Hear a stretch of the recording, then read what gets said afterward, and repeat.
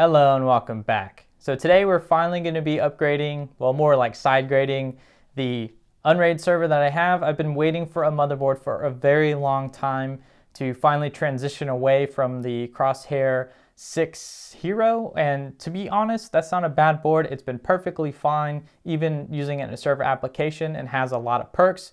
We'll get into some of those a little bit later, but here in front of me is the board that I've been waiting for and I've had in my hands for a little over 2 weeks. If you want to know the full details of this board, I've already made a video that you can watch here, and I recommend checking that out. But for those of you that may have missed that video and or don't want to go back, here's a quick recap of why I chose the X570D for you 2L2T. So this motherboard's pretty unique in the sense that it has onboard graphics, which means that I don't need an APU or dedicated graphics card for Unraid if I need to access the BIOS or if I want to see the Unraid OS at all. Well, and that makes it really cool because it has VGA out. So I can literally plug it into a monitor and access it physically or be present there physically with a keyboard and mouse. And it also has IPMI. And what is IPMI? Well, that lets me remotely access the server, including the operating system and BIOS, that is, from anywhere on the local network. And I guess I could VPN to my home network to have access to it, but that's a whole different video for a whole different time. So I have two different ways to access the motherboard and or operating system just because of the capabilities this motherboard has. Now, the other big or major reason that I chose this board is because it has onboard 10 gig networking. And why that's important is because it actually frees up one of my PCI Express slots. Now, this board is an MATX board, so obviously I'm going to be limited on how many slots I have. But with Ryzen, I'm still limited on the number of lanes I have available. So that's always going to be a problem for now anyway that I'll have to work around. But this board simplifies that a little bit because now I only need to occupy one of these slots. And since I no longer need a dedicated graphics, that also frees up some more PCI lanes because they're extremely valuable on the Ryzen platform. So those are pretty much the major reasons why I chose this board. And you know, yes, I do have a Plex server, so the CPU is going to handle all the transcoding if it ever does that, which it's all locally anyway, so it should never do any transcoding. So I'm not worried about that anymore, and that's another reason why we're dropping a dedicated graphics card. But yeah, I think that's pretty much everything about this board.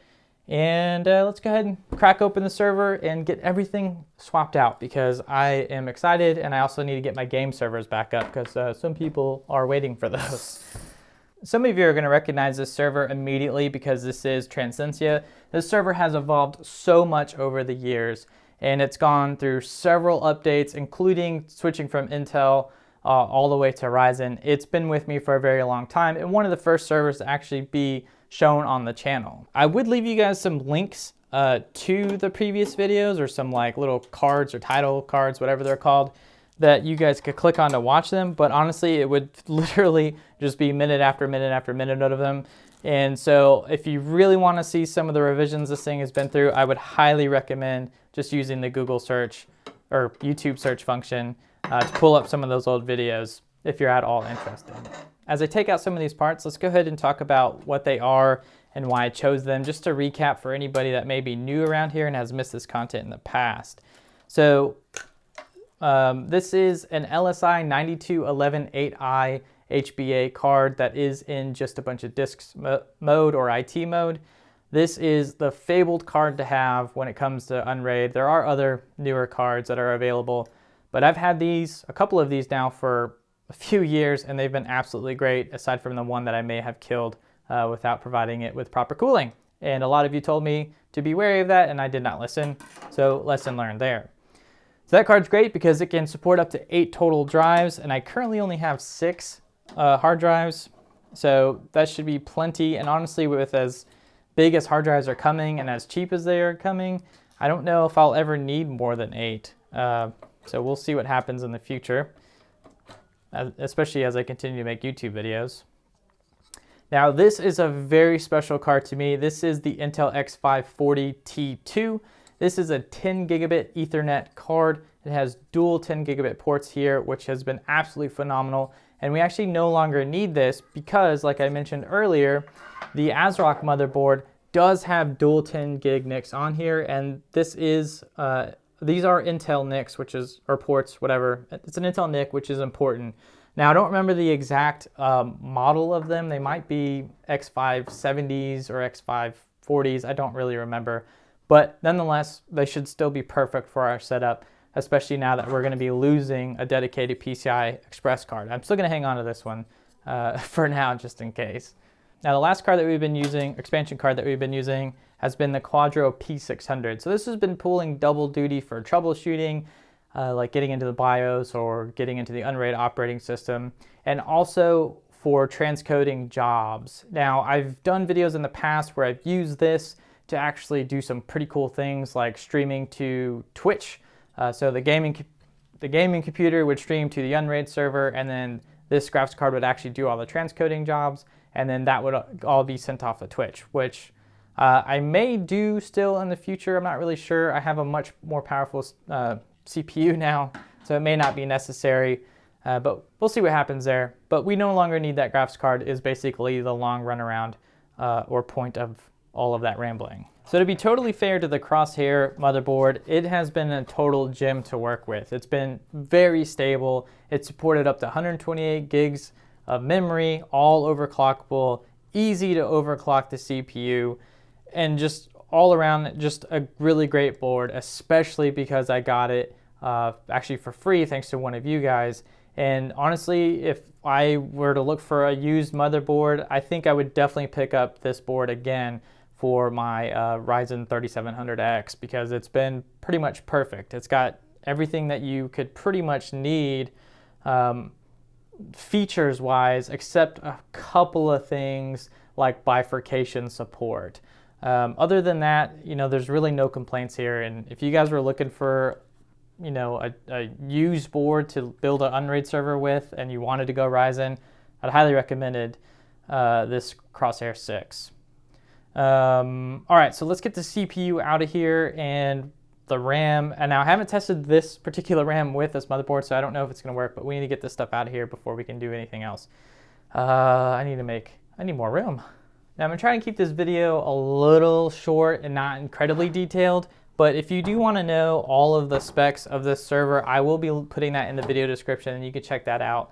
But we will go over the main stuff or the important stuff like we kind of already have. I don't know where to put this.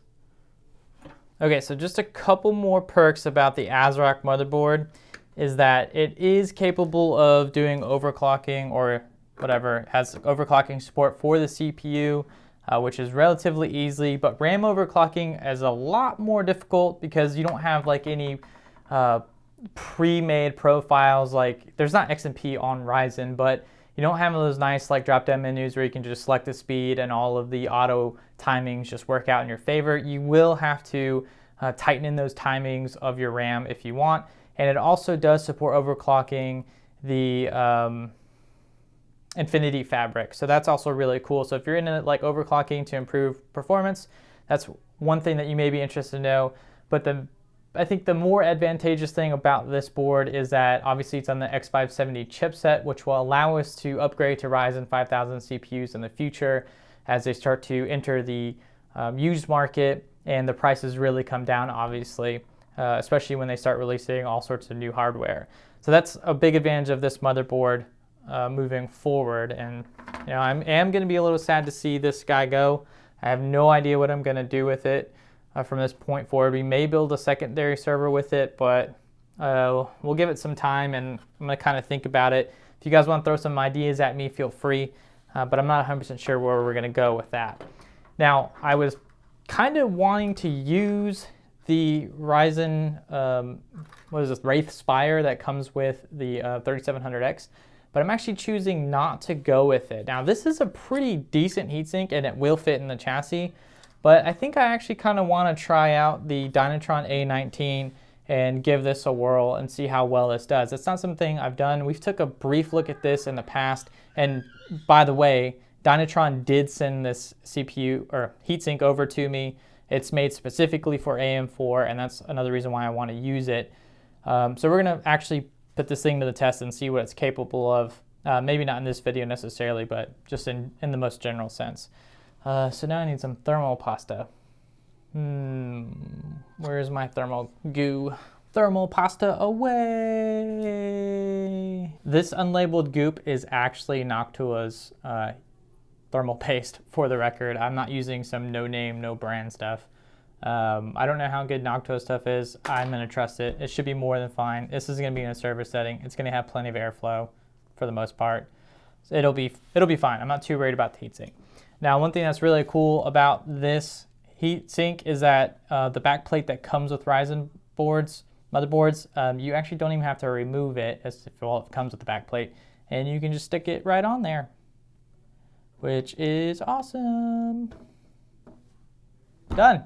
I love how easy it is to remove the fan on here. You just gotta like push in those pins and it just pops right off. It's pretty nice. I like it a lot better than those little brackets or teeth things that wrap around the heat sinks. I don't even know what they're called.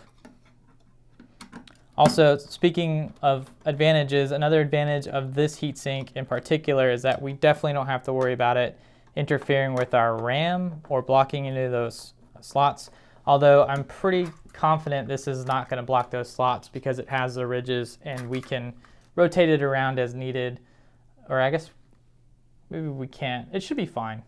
Oh yeah, we could rotate it around because it'll sit like this, so that all the ridges will sit right over the RAM. But honestly, it doesn't even cover the RAM slots, which is actually a problem on the previous generation of this board, the X470 D4U 2L2T, which also has 10 gigabit capabilities. That board is supposed to be discontinued sometime soon, if not already. So I expect the prices of those to go way up if you're looking for a cheaper alternative to the X570 version. So just keep that in mind as you guys are out there shopping. That board, I did have that board in hand and chose not to go with it, and actually ended up keeping the Crosshair 6 over the X470 version of this board. And I don't remember all of the exact reasons, but I think one of the biggest primary reasons is that anytime that the top PCI slot was occupied, the bottom one would not work. Now that may have been just because that board was bad, but what was really strange about it was that if I occupied the bottom slot, then the top slot absolutely would not work. And I even played around with the bifurcation features on that board, and I still could not get two expansion cards to work in either of those PCI slots. So we ended up just sending that board back, and yeah, I just waited until this beast came out and we were good to go. Also, I don't remember if I mentioned it, but this ASRock X570 board does support bifurcation. We can split the top PCI slot, that's 16 lanes, full 16 lanes, to 4x4x4 or 8x8 or 4x4x8. There's lots of flexibility there, which is really cool. And the RAM that I'm currently installing, by the way, is a 3200 megahertz kit of 64 gigs of Vengeance RAM. We did have to send back the 128 gigs of RAM because those were not good after running Memtest 86, but these have been fine over the time I've had it, and they also are cast latency 16. I don't know if you guys can see that on camera, but this is a pretty decent kit. Unfortunately, I don't think we're going to be able to run at 3200 hertz because, as I mentioned earlier, actually overclocking this RAM is going to be a bit of a chore because I would have to manually insert all the timings to get the cast latency just right. Now, that may not necessarily be true with this particular kit, but it was with the Trident Z memory that I tried earlier, as well as the Corsair Dominator Platinum RAM I tried previously with this board. I am going to get a resistor just in case. Actually, no, I'm not. We're just going to go forward with it. If it ends up being too loud, I can just take it apart. I should have pretty good access to this since it's going to be on a rack, so it's not too big of a deal. The keen eye among you, or really just the veterans that have been here for a while, probably noticed something odd about this build already, or actually about the previous build already. And that would have been, where the heck is all that fast NVMe storage you've been using or were using? Well, while I could use this HyperX expansion card for all of my NVMe drives. As you may remember, when I was experimenting around with doing huge trial or file transfers, and when I say huge, I mean like over 42,000 terabytes worth of file transfers between two Unraid servers to test, what is it, parity? No, that's not right, not parity. To test trim support, or what would happen if your SSDs didn't trim in Unraid. I kind of killed a couple of those and they don't work nearly as good as they used to, so we are going back to regular SSDs. I can still hit 1 gigabit per second with regular SSDs. It just tanks a lot faster than before. That is something I'm going to look at upgrading in the future, and then using this card with bifurcation support from the ASRock motherboard, but it's going to be a while because NVMe drives are expensive. And I'm not entirely sure if I want to go the quad NVMe route or if I want to get like a ACHI card or whatever, one of those PCI SSDs, you know, the ones that are actually made to be in a PCI Express slot. And oh, by the way, speaking of which, I may not even have to do that, or I probably shouldn't do that, because this motherboard does have PCI Gen 4 support, but I would have to upgrade my motherboard in order to hit that. So I guess we'll see what happens. Only the future will tell. Can tell. Will tell? Can't tell. I don't know. Doesn't matter. So I don't remember if I mentioned it earlier, but I did decide to install the LSI card in the bottommost PCI Express slot because this one we can assume that it's going to run at 8 lanes or have 8 lanes available to it, which is more than enough. This is PCI Express 2.0, by the way, this LSI card. So it doesn't actually matter if it's running at PCI 3.0 or 4.0 because PCI 2.0 is still has enough bandwidth for us to run all of our hard drives and SSDs should we need. So I'm going to finish getting this thing wired up and we will do a test boot. One thing I just noticed that I think some of you will probably find important, if you plan on doing a lot of USB pass-through to like virtual machines, this board only has 2 USB 3.0 ports, and they're probably not in their own IOMMU port or IOMMU port, whatever group, whatever, you know, you guys know what I mean, group. They're on their own group, so that could be a problem. I don't know if they are. I'm just saying they might not be. But you should be using a dedicated PCI expansion card with USB on there anyway, so you get those IOMMU groups. Geez, I cannot say that for the life of me. Also, I don't even know what it is, but that's this point.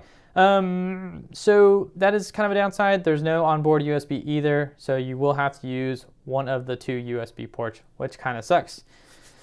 But let's get this thing booted up and see. It should boot actually right up on its own, but we'll see. Let's see what we can. We're going to check out the BIOS because I think Patrick was asking or has some questions about the BIOS, or not about the BIOS, but about the X570 chipset, because the last time we looked at this board, this thing ran hot. The chipset was at like 81 degrees Celsius, not even under, or I think it was Celsius, not even under load, just sitting here not doing anything. It's gonna get pretty loud because I have some pretty noisy fans in here, but they should quiet down hopefully. All right, let's take a look at the BIOS. See, she boots right up. This motherboard has over 25 sensors and can even tell you the voltages as you see up here. I'm not specifically sure what the 3 VSB is or the 5 VSB, but you know, we can see the voltage for the CPU and all sorts of other things.